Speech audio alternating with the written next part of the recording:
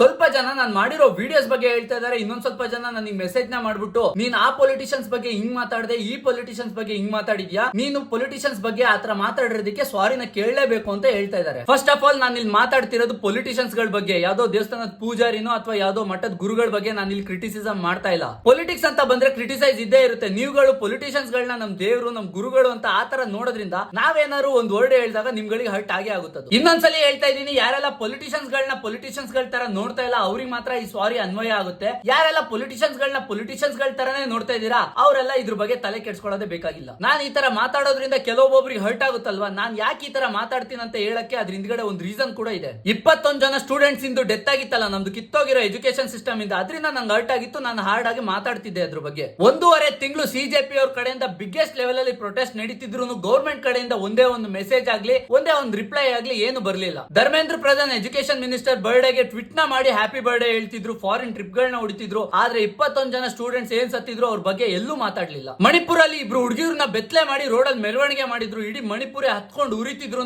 Home minister ಆಗ್ಲಿ prime minister ಆಗ್ಲಿ ಇದ್ರ ಬಗ್ಗೆ ಏನು ಮಾತಾಡ್ಲಿಲ್ಲ. Even education minister Dharmendra Pradhan resignation ನ ಕೊಡ್ಬೇಕಾದ್ರೆ ಏನ್ ಪ್ರೊಟೆಸ್ಟ್ ಎಲ್ಲ ನಡೀತಾ ಇದೆ, ಅದನ್ನ ನಿಲ್ಸಕ್ಕೋಸ್ಕರ ನಾನು ರೆಸಿಗ್ನೇಷನ್ ನ ಕೊಡ್ತಿದ್ದೀನಿ ಅಂತ ಹೇಳಿದ್ರೆ ಹೊರತು 22 ಲಕ್ಷ ಸ್ಟೂಡೆಂಟ್ಸ್ ಆಗಿರೋ ಅನ್ಯಾಯಕ್ಕೆ ಮತ್ತೆ 21 ಜನ ಸ್ಟೂಡೆಂಟ್ಸ್ ಹತ್ತೋಗಿರೋದಕ್ಕೋಸ್ಕರ ನಾನು ರೆಸಿಗ್ನೇಷನ್ ನ ಕೊಡ್ತಿದ್ದೀನಿ, ಐ ಆಮ್ ಸಾರಿ ಅಂತ ಎಲ್ಲೂ ಕೇಳ್ಕೊಂಡಿಲ್ಲ. ಪಾರ್ಲಿಮೆಂಟ್ ಅಲ್ಲಿ ಡಿಫೆನ್ಸ್ ಮಿನಿಸ್ಟರ್ ರಾಜನಾಥ್ ಸಿಂಗ್ ನಿಂತ್ಕೊಂಡು ಆಪರೇಷನ್ ಸಿಂಧೂರಲ್ಲಿ ನಮ್ದು ಯಾವುದೇ ಸೋಲ್ಜರ್ ಸತ್ತಿಲ್ಲ ಅಂತ ಹೇಳಿ ಸುಳ್ಳ ಅಷ್ಟೊಂದು ಪ್ರೌಡ್ ಆಗಿ ಹೇಳಿದ್ರಲ್ಲ. आपको प्रश्न पूछना है तो यह पूछिए कि इस ऑपरेशन में क्या हमारे जाबाज सैनिकों को कोई क्षति हुई है, तो उसका उत्तर है नहीं.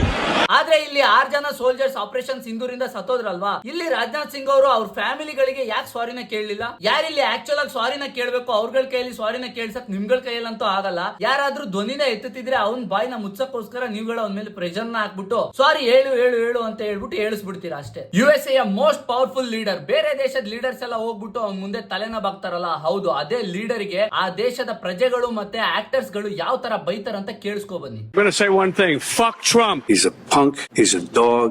He's a pig.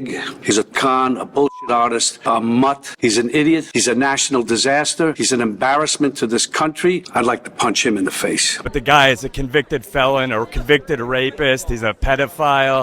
He's the worst human being in the world. If we're relying on this guy's morality. Trump, you. Media ಅವನಿಗೆ ಯಾವ ತರ ಕ್ವಶನ್ ಮಾಡುತ್ತಂತ ಕೇಳಿಸ್ಕೊ ಬನ್ನಿ. I'm no longer willing to permit a pedofist and traitor to coat my hands with his crimes. Even white house ಅಲ್ಲೇ roasting event ನ organise ಮಾಡ್ತಾರೆ. Melania, this is Donald. Donald, this is Melania. That was my impression of Jeffrey Epstein. US ಅಲ್ಲಿ ಎಲ್ಲರೂ protest ನಡೆದ್ರೆ ಅಲ್ಲಿನ ಜನಗಳು ಆ powerful leader ಕೊಡೋ ರೆಸ್ಪೆಕ್ಟ್ ಹೆಂಗಿದೆ ಅಂತ ನೋಡಿ.